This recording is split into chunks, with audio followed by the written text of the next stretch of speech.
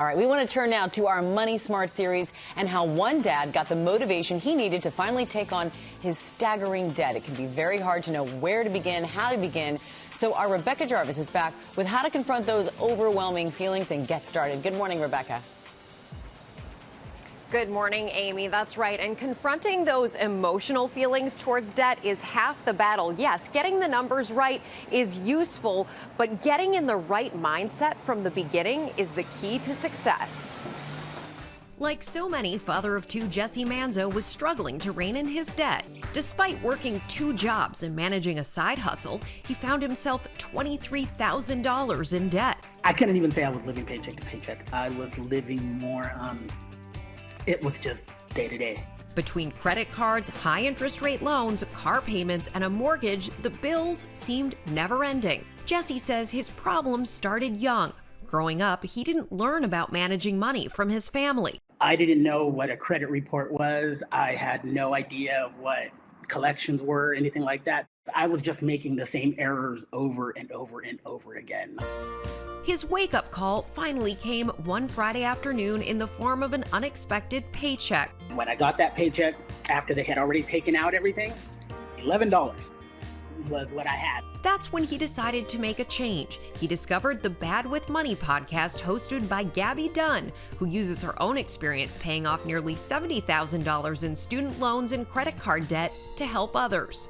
I learned about credit card interest rates and how they add up over time, and how buying something that is $100 could end up costing you $175 if you're not careful.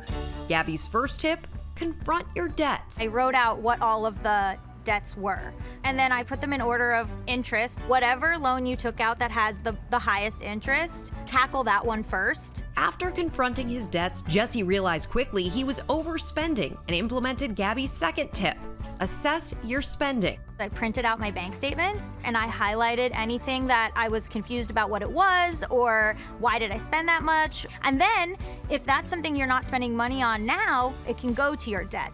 And finally, adjust your mindset.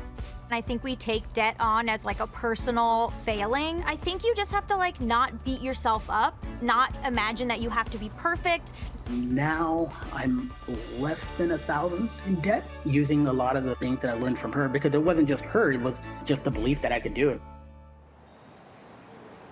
Some great advice from Gabby, and kudos to Jesse for paying it down. And keep in mind here, whether you owe $10 or $100,000 in debt, it's about the strategies here to stay on top of. And if you think about your financial health the same way you would think about your physical health, you remember this is a journey. You might fall off the wagon, but if you stay committed, you stay the course, and you make that commitment to yourself to get back up, if you fall down, you will have financial freedom on the other side, Amy. All right, I love that. You will have financial freedom. I believe it. Thank you, Rebecca.